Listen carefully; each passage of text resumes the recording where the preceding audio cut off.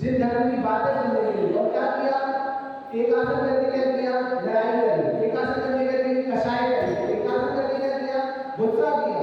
काय को किया, किसने बोला एक आसन करने की, अच्छा भैया नहीं करते, इच्छाओं को जो रोक लेते, फल अंतरंग परिणति में क्या चल रहा है उसका लगता है। सबसे ज्यादा अंतरंग परिणति में क्या चल रहा है, अंतरंग परिणति में कषाय भरिए व्रत करना भी क्या हो जाता है, निरंतर हो जाता है। नास्ति से इच्छाओं का अभाव, अस्थि से निज आत्म स्वरूप में लीनता ही तप है। क्या बोला, नास्ति से क्या बोला, इच्छाओं का अभाव करना, इच्छा उत्पन्न ही ना हो, इच्छा का निरोध हो जाए, उसका नाम क्या है, तप है। और अस्थि से निज आत्मा में लीन होना। आप कह रहे हो सर तप करना है, तप करना है, किस चीज में तप करना है, किसमें तपाना है, शरीर को तपाने का नाम है। आप कह रहे हो लीन आत्मा में होना है, तब ना शरीर पे पड़ता है। अरे मुझे बताओ, हिंदी कमांड का जी बहुत अच्छा वो देते हैं, बहुत अच्छा उदाहरण देते हैं। आपने सुना हो कि नहीं, उन्होंने कहते हैं जैसे दूध में गर्म करना है, दूध में तपाना है, तो उसके लिए दूध तपता है कि बर्तन तपता है, तपाना किसको, दूध को, और तपता क्या है, बर्तन तपता है। तो बर्तन तपता है और दूध को तपाना है, तो मतलब आत्मा को तपाने के लिए शरीर को तपाना पड़ता है। शरीर में क्या करना पड़ता है, शरीर में व्रत उपवास आदि करना पड़ता है, अपनी अपनी शक्ति प्रमाण करना पड़ता है। खींच तान से नहीं करना है, जबरदस्ती नहीं करना है, जितना समय बच रहा है उतना करना है। खींच तान से करोगे तो क्या होगा, दोष लग जाएगा, कहीं ना कहीं दोष हो जाएगा। तब चाहे सुलगाए कर्म शिखर को वज्र द्वादश दी सुलगाए, क्यों न करे शक्ति। तब क्या कहा, तब चाहे सुलगाए, मतलब देवों के देव गति के जीवन का जाते हैं, तब चाहते वो तब करना चाहते हैं, लेकिन कर नहीं सकते, उनके पास ऑप्शन नहीं है। क्या कहा, देव गति के जीवों के पास तब करने का ऑप्शन नहीं है, और हम लोग के पास है, हम करना नहीं चाहते, हमारी इच्छा ही होती है तब करें, हमारी इच्छा ही नहीं होती तब करें। क्या कहा, कर्म शिखर को व्रज है, जो तब जो जीव उत्तम तप करता है, समय दर्शन समय ज्ञान पूर्वक जो चारित्र गुण की निर्मल बनाए करता है, वो उत्तम तप कर्म शिखर को व्रज के समान, मतलब कर्म रूपी पर्वत को भेजने वाला है, मतलब कर्म रूपी पर्वत का क्या करने वाला है, नाश करने वाला है। इसलिए क्या कर्म शिखर को व्रज है, द्वादश विधि सुलगाए, तब के 12 भेद गए हैं, 6 अंतरंग और 6 बहिरंग। 6 अंतरंग और क्यों ना करें शक्ति से, अपनी शक्ति के अनुसार हम क्यों ना करें, करना चाहिए। अगर आप अपनी शक्ति की कैपेसिटी को छुपा रहे हो, भैया आज जब आप बच्चे हो आज नहीं करोगे, जब आप वृद्धावस्था में हो जाओगे, जब शरीर साथ नहीं देगा, तब कैसे करोगे, तब भूख लगेगी, तब प्यास लगेगी, तब कैसे करोगे। इसलिए अपनी शक्ति को नहीं छुपाना, अपनी शक्ति के अनुसार पूरा पूरा करके एकासन करने का। व्रत से उपवास से भी ज्यादा क्या बोल रहा है, उपवास से भी ज्यादा क्या बोल रहा है, एकासन में ज्यादा इंपॉर्टेंट है। पता है क्यों, एक बार निकल पाता है, उसमें विकल्प नहीं आता अगले दिन तक, और उसमें क्या होता है, व्रत में 12 विकल्प आएगा, भैया भोजन करना है, भोजन करना है, आज भोजन नहीं किया ना, आज भोजन नहीं किया, बाद में बातें क्यों चलते हैं। इसलिए एकासन में व्रत से भी ज्यादा, उपवास से भी ज्यादा, व्रत को ज्यादा महत्व दिया है। क्यों, सबसे पहला है अनशन, 12 व्रत में सबसे पहला क्या है, अनशन का। अनशन का नाम क्या है, उपवास। अनशन किसे कहते हैं, उपवास करना, मतलब दिन में एक भी बार भोजन नहीं करना। उससे बड़ा किसको माना है, दूसरे तत्व को, उसका नाम क्या है, अमोघल। क्या है, अमोघल, क्या है, मतलब एक आसन करना, एक बार दिन में भोजन करके खाना। बाकी क्या आने वाला जो तप है ना, वो एक एक करके क्या है और ज्यादा कठिन होते जाते हैं, स्तर बढ़ते जाता है तप का, अपने शरीर की बढ़ाने के लिए। फिर वृद्धि परिसंख्यान, रस परिज्ञा, विविध संयासन, अटपटे नियम लेकर भोजन करना। आज कहीं नमक का त्याग करना, कभी शक्कर का त्याग करना, अलग रस का, अलग अलग अटपटे नियम लेकर लेना। आज नहीं खाना है, फिर ये हरी नहीं लेना है, ये क्या करना है, वृद्धि परिसंख्यान करना। रस का, मीठा खट्टा, अलग अलग रसों का क्या करना, त्याग करना, अपनी अपनी शक्ति के अनुसार। विभिन्न संयासन, एक करवट होकर सोना, क्या कहा? 1 करवट ऊपर सोना। 10 दिन कैसे सोना? उपवास कर लो ना, 1 करवट पे सोना, बिस्तर पर नहीं सोना। कहाँ सोना? चटाई में सोना। अपनी अपनी शक्ति को मत छुपाना, लेकिन और ज्यादा कर। उसके बाद होता है काय कलेश। अपने शरीर को क्या करना? आपको पता है, आपको लगता है कि जैन लोग व्रत करते हैं, तो दुनिया में जाके देख लो, हर धर्म में लोग आपको व्रत करते हुए मिलेंगे, अपने शरीर को दबाते हुए मिलेंगे। मुसलमानों में जो रोजे वगैरह होते हैं ना, उनमें तो अपने खून जो थूक होता है ना, उसको भी अंदर नहीं घुटकते, और घुटकते तो दोष लग जाता है। इतने कठिन कठिन तप करते हैं लोग, थूक भी जो अपना है वो अंदर नहीं घुटकते। और ये 9 दुखों के टाइम में कैसे कैसे वो व्रत करते हैं। बेटा अगर व्रत करने को अपने आप को बड़ा समझ रहे हो, समझ लो आप अकेले दुनिया में नहीं हो व्रत कर रहे हो। आप व्रत करने से, लेकिन फल किसका लगता है? अंदर में परिणाम होगा। आपके उस समय अंदर में कैसे परिणाम चल रहे हैं, भाव कैसे चल रहे हैं, उस समय आपके भाव विषय कषाय के तो नहीं सेवन करने के हो रहे, खेलने के तो नहीं हो रहे, खाने के तो नहीं हो रहे, बार बार भोजन की तरफ करने तो नहीं जा रहा है, बार बार खेलने के प्रति, बार बार अन्य कार्य संसार के कार्य करने के प्रति तो नहीं जा रहा है। उसमें उस समय व्रत करने का क्या मतलब रहा? सिर्फ आपने अपने शरीर की वो करी, परिणाम किया, शरीर की क्रिया करी, शरीर को तपाया। काय क्लेश में और ज्यादा शरीर को क्लेशित करना, शरीर को और ज्यादा करना, कष्ट देना, ये कौन से हो गए? बाहरी तप। जो बाहर में शरीर के द्वारा होते हैं वो क्या कहलाते हैं? बाह्य तप। जो 2 प्रकार से बाहर तप बोले ना, 6 अंतरंग और 6 बहिरंग। ठीक है, व्रत उपवास करने वाला तपस्वी है, लेकिन व्रत उपवास करने से ही तप नहीं होता, उसको भी तप मत समझ लेना। क्योंकि भैया ऐसे तप अपन ने कितने अनादि से कर रहे हैं। कोटि जन्म तप तपे ज्ञान बिन कर्म झरी से, करोड़ों वर्षों से हम क्या कर रहे हैं? तप करते हुए आ रहे हैं। आपको नहीं पता हम करोड़ों वर्षों से तप कर रहे हैं, करोड़ों वर्षों से तप कर रहे हैं, फिर भी एक भी अनंत बात क्या कर दिया अपन ने? 9वें दिन में तप भी हुआ है, लेकिन क्या नहीं हुआ? निज आत्मा अनुभव नहीं हुआ। देह और आत्मा का भेद नहीं जानने वाला ज्ञानी मिथ्या दृष्टि यदि घोर तपस्या भी करे, तब भी मुक्ति को प्राप्त नहीं कर सकता, चाहे कुछ भी कर ले। जो अविनाशी आत्मा को शरीर से भिन्न नहीं जानता, वो घोर तपस्या भी करे फिर भी क्या नहीं कर सकता? मोक्ष को प्राप्त नहीं कर सकता। जिसके अंदर की शक्ति और आवेश शांत हो जाते हैं और जो नित्य अपनी आत्मा को पाता है, वही तपस्वी कहलाता है। क्या बोला? जो जिसने अपने अंदर की शक्ति, अपनी शक्ति और अपने आवेग, जो अपने अंदर जो विकल्प उठ रहे हैं, जो अन्य अन्य विकल्प उठ रहे हैं, उनको शांत कर लिया है और नित्य अपनी आत्मा को क्या कर रहा है? भाग रहा है, जान रहा है, मान रहा है, उसमें लीन हो रहा है, वही असली में तपस्वी और वही उसका उत्तम तप कहलाता है। वही क्या कहलाएगा? उत्तम तप। तप भी 3 प्रकार से होते हैं, शारीरिक तप, मानसिक तप, वाचिक तप।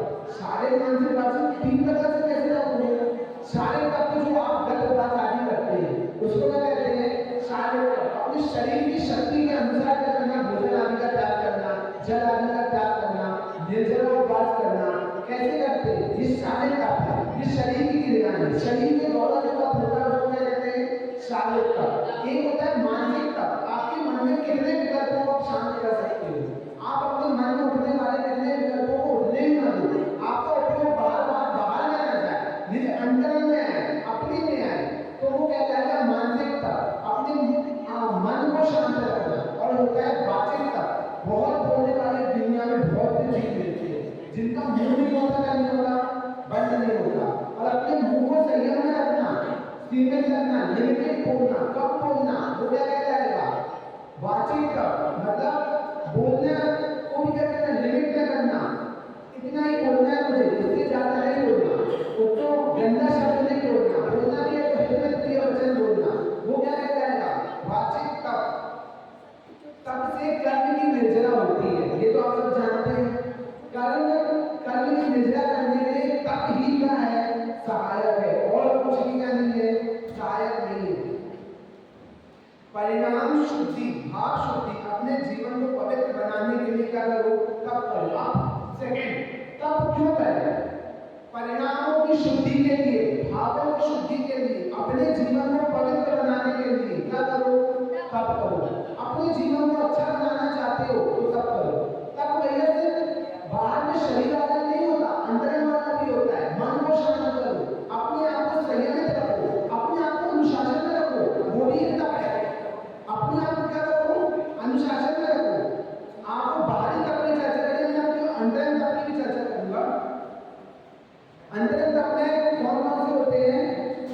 सबसे पहला होता है प्राश्चित। कौन सा तप? प्राश्चित तप। प्राश्चित तप है भैया आपसे कोई गलती हो गई है, कोई दोष हो गया है और जिसको आपको लग रहा है बार बार मेरे को इसको विकल्प सता रहा है, मुझसे गलती हो गई है, उस गलती की क्या करो? क्षमा माना करो, क्षमा मांगो और जितनी बड़ी गलती हो रही है उस गलती के अनुसार ही क्या करो? उसका समाधान करो। जैसे आपने विकल्प, आपने व्रत लिया था एक आसन करने का और फिर आपने दोपहर में कुछ कर लिया, दोपहर में कुछ खा लिया, कुछ गलती से खा लिया, उसका कैसे होगा? उसका प्रायश्चित कैसे होगा? अब आप 2 दिन तक एक आसन करें, क्या करो? 2 दिन तक एक आसन करें। आपने स्वाध्याय का नियम दिया था कि भैया हम प्रतिदिन स्वाध्याय करेंगे, एक दिन आपसे छूट गया तो क्या करो? आपने 10 मिनट का स्वाध्याय का नियम दिया था, 1 घंटे का स्वाध्याय करो। कैसा नियम? ये होगा प्रायश्चित। जिस जैसा नियम दिया और जिस प्रकार का दोष लगा उसके प्रकार क्या किया हमने? प्रायश्चित किया, उसके अनुसार ही क्या किया? प्रायश्चित किया। तो ये कौन सा तप हो गया? प्रायश्चित तप। इसके बाद कौन सा? विनय। विनय, विनय तो हम सबकी करते हैं, गुरुओं की, बड़े जनों की।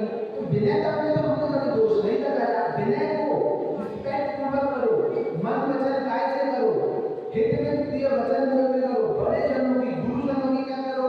विनय करो। विनय भी एक क्या है? तप है। उसके बाद वैयाकृति। वैयाकृति तो आपने हमेशा समझाया कि हाथ पांव दबाना है, किसी दूसरों के, बड़े जनों के क्या करना? पहले उनकी विनय करना, फिर उनकी वैयाकृति करना। पहले हमें विनय भी करना है, वैयाकृति। वैयाकृति आत्मा की विनय कौन करेगा? अपनी विनय कौन करेगा? अपनी रिस्पेक्ट कौन करेगा?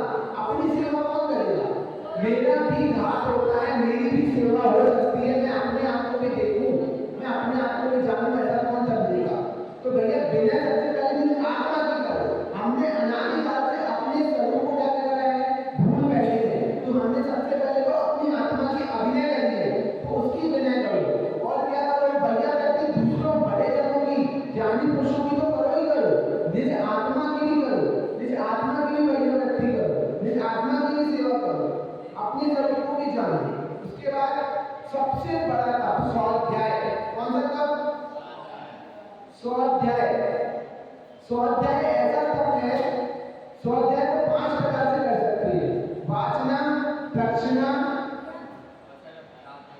आमनाय, नहीं, वाचना, दक्षिणा, अनुपेक्षा, आमनाय और धर्मोपदेश। कौन कौन से? वाचना मतलब करो, वाचन करो, फिर पढ़ो। केवल पढ़ना भी क्या हो जाता है? स्वाध्याय।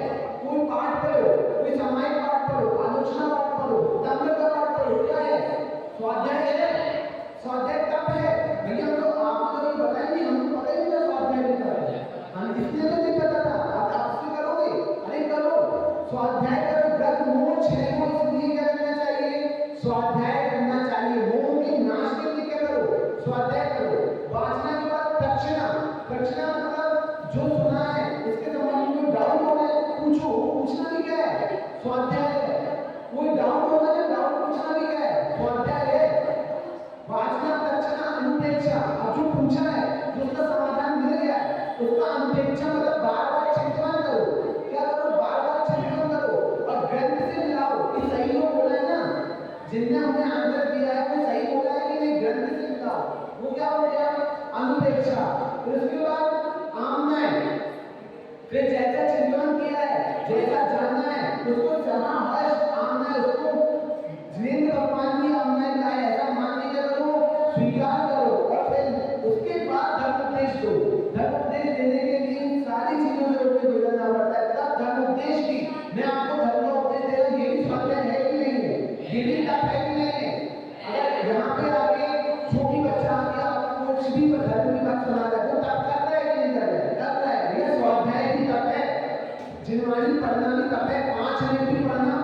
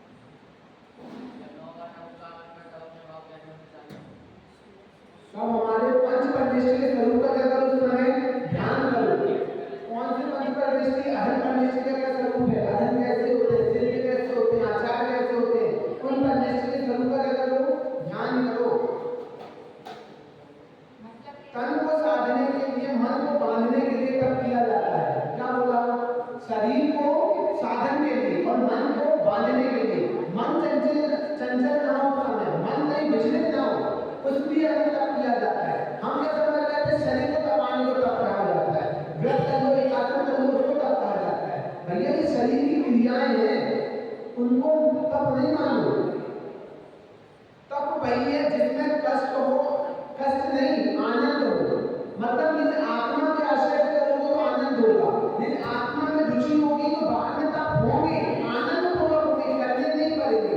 और निज आत्मा को जाने बिना करोगे तो तब क्या लगेगा, शरीर का कष्ट लगेगा, मैं सहन कर रहा हूँ, मैं झेल रहा हूँ, मेरे ऊपर मेरे ऊपर कष्ट हो रहा है, मैं तप कर रहा हूँ, अपने शरीर को तपा रहा हूँ, ऐसा विचार अंदर है। और ये विचार क्या है, अहितकारी है, दुखकारी है, ठीक है। तब कर्म रूपी पर्वत के भेजने के लिए वज्र के समान है। निश्चय से तो शुद्ध उपयोगी दिशा भाव वृद्धि होना ही क्या है, तप है।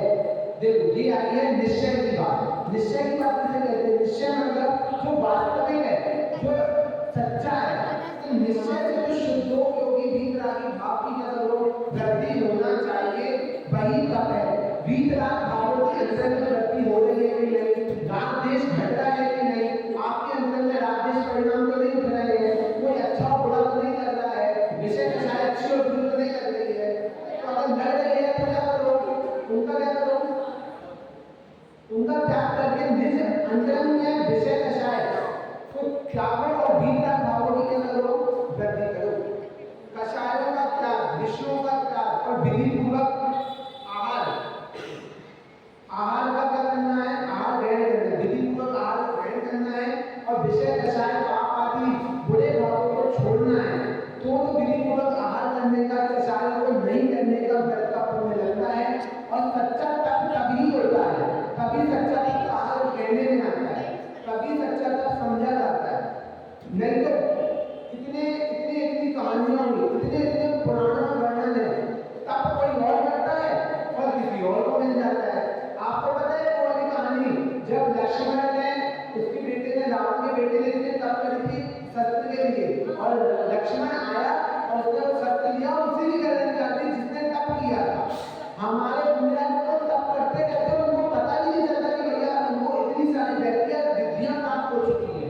तप करने से क्या होता है, अब निज आत्मा का ही क्या होता है, अच्छा होता है। देवतियां आपकी आज्ञा करके पूजा करते हैं, देव आपको पूछते हैं, उस तप के लिए देव तरसते हैं, और उस तप के लिए हम क्या करना, अपने शरीर को तपाना नहीं चाहते, क्योंकि मनुष्य होने में तप हो सकता है, देव का लिए क्या नहीं हो सकता, तप ही नहीं हो सकता। सिर्फ ये निज अंतरंग वाले तप को पहले समझे, फिर बाहर में जो हो रहा है उसको भी ज्ञान का स्वीकार करके विधि पूर्वक आहार को ग्रहण करें, और फिर व्रत उपवास करने को तप ना समझे, स्वाध्याय करें। स्वाध्याय का सबसे उत्कृष्ट तप समझा जाता है, कहा जाता है स्वाध्याय